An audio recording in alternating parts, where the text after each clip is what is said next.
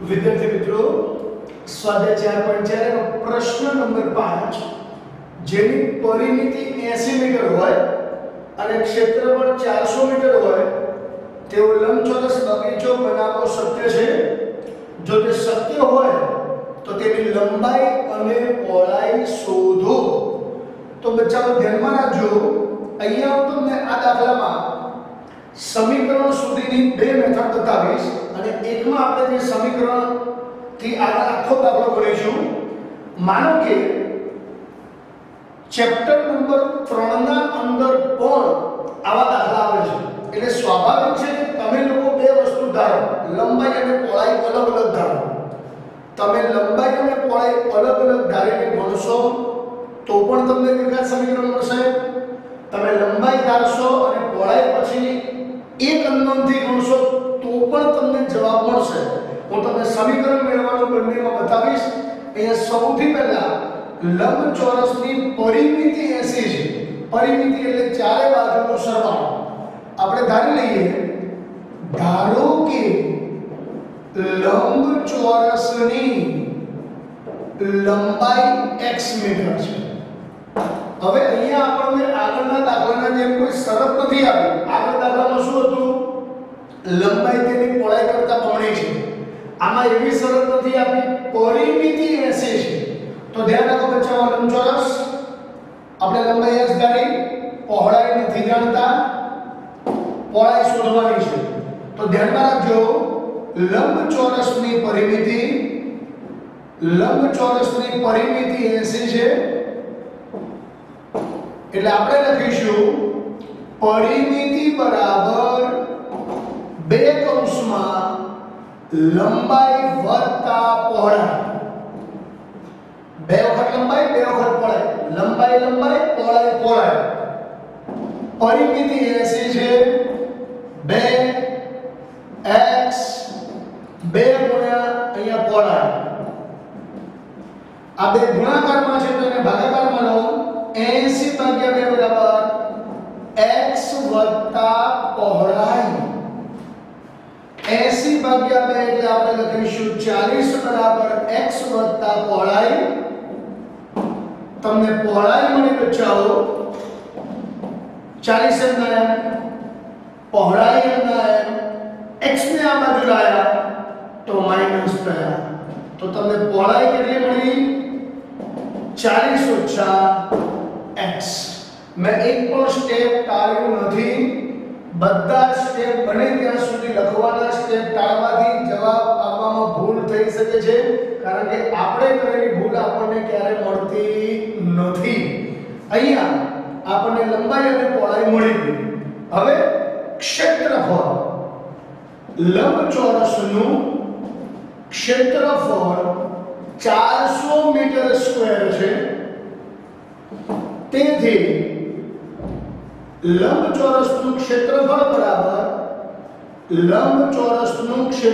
બરાબર લંબાઈ ગુણ્યા પહોળાઈ લંબાઈ છે ક્ષેત્રફળ છે 400 તો લખો અહીંયા 400 લંબાઈ છે x લખો અહીંયા x પહોળાઈ છે 40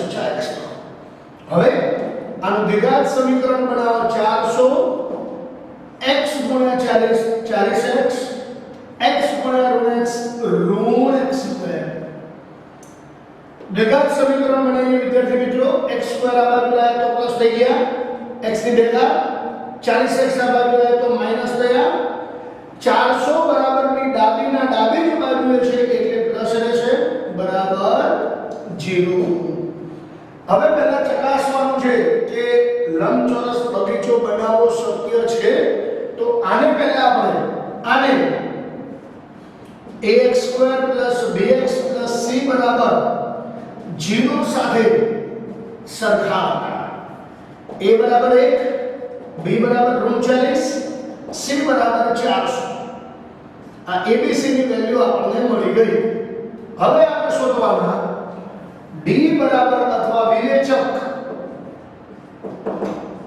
બરાબર b² - 4ac b ની વેલ્યુ કેટલી છે બચ્ચાઓ તો ઋણ 40 -4, a ની વેલ્યુ 1 તો આપણે લખીશું 1 અને c ની વેલ્યુ છે 400 તો અહીંયા આપણે લખીશું 400. 40 નો વર્ગ 1600, 4 4 1600, 4 × 4 16 અને પાછળ 2 0 આ 0 મળ્યું. તો બચાવો તમને વિવેચકનું મૂલ્ય 0 મળ્યું એટલે આપણે કહી શકીએ d² - 4ac બરાબર 0 છે. તેથી બે સમાન બીજ મળે એટલે આ માપ દ્વારા લંબચોરસ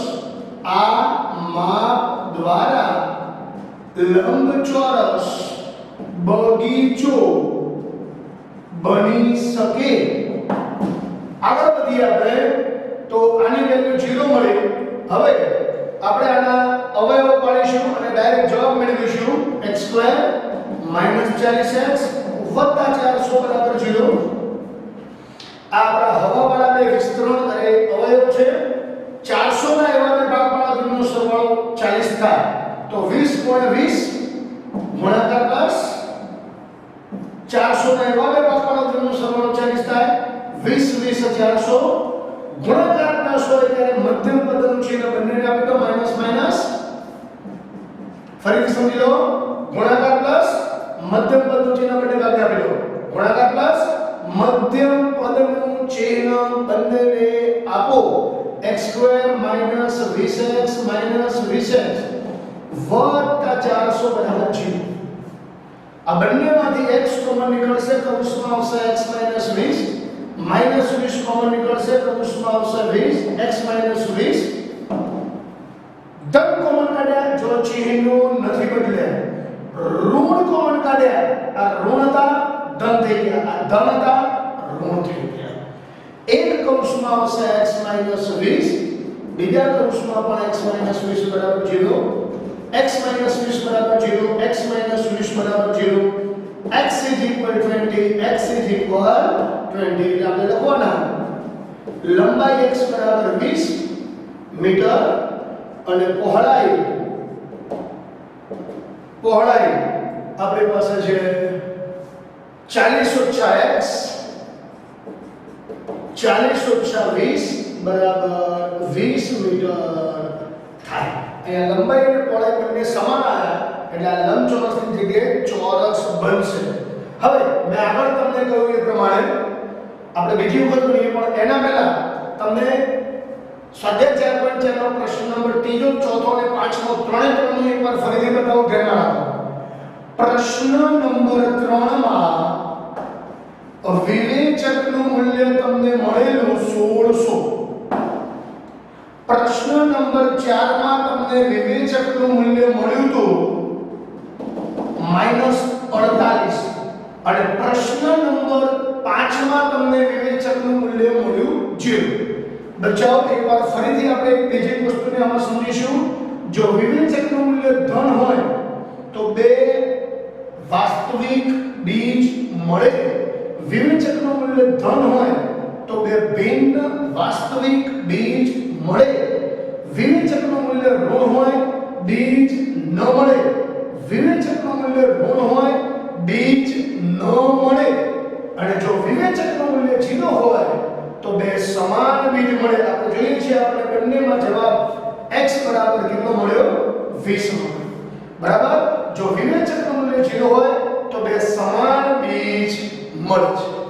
હવે આ દાખલામાં ઘણીવાર એવું બને કે કોઈ વિદ્યાર્થી લંબાઈ અને પહોળાઈ અલગ અલગ ધારે છે તો શું થાય? તો બી બચાવો આપણને જવાબ આ જ મળશે. હું તમને ખાલી એનું સમીકરણ સુધી બતાવું કે આપણને અંતે આ સમીકરણ મળી જશે. બરાબર. એ રીત તમે કરશો તો ખોટી નથી. ગણિતના નિયમ પ્રમાણે તમારે દાખલો ગણવાનો એના પૂરા માર્ક્સ મળે છે. અહીંયા જોઈએ તો ધારો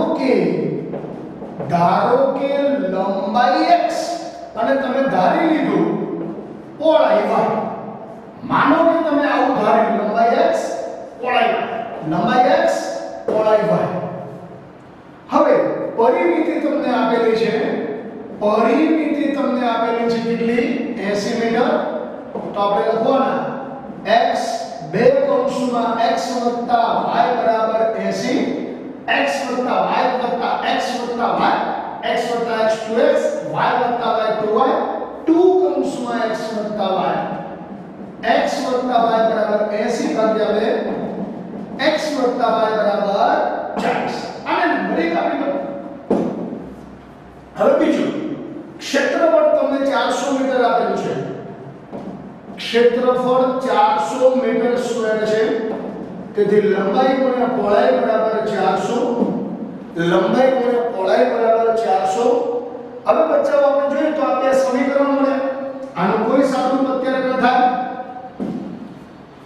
પહેલામાંથી x ની વેલ્યુ અથવા y ની વેલ્યુ બીજા સમીકરણમાં મૂકી દો તમને સમીકરણ મળશે.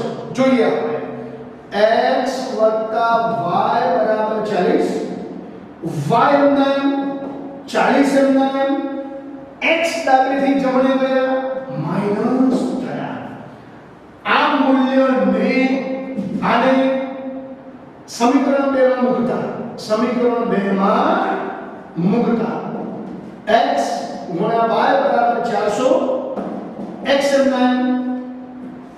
y ની વેલ્યુ છે 40 ઓછા x બરાબર 400 x ગુણ્યા 40 40x x ગુણ્યા ઋણ x બરાબર 400. દ્વિઘાત સમીકરણનો વર્ગવાળા પદને બને ત્યાં સુધી માઈનસ રાખવું નહીં. આને ઓલી બાજુ લઈ લો x સ્ક્વેર ઓલી બાજુ ગયા પ્લસ થયા 40x ઓલી બાજુ ગયા માઈનસ થયા વત્તા 400. તો બચ્ચાઓ જો આપણને સમીકરણ મળ્યું x2 - 40x + 400 x2 - 40x + 400. હવે આગળની ગણતરી પછી આના જેમ તમારે કરવાની છે. તો આને તમને એક વૈકલ્પિક વસ્તુ બતાવી તમે આ રીતનો પણ ઉપયોગ કરી શકો છો. આ આપણી બીજી રીત છે, બરાબર? બીજી રીત. તો ત્યાર પછી અહીંયાથી ગણતરી આની સેમ થઈ જશે, બરાબર? તો આ રીતે આપણે જવાબ મેળવવાનો છે. ત્યાં આગળ છેલ્લે તમને x ની વેલ્યુ મળશે, પછી y ની વેલ્યુ મળી જશે. Okay, thank you friends, enjoy this sum.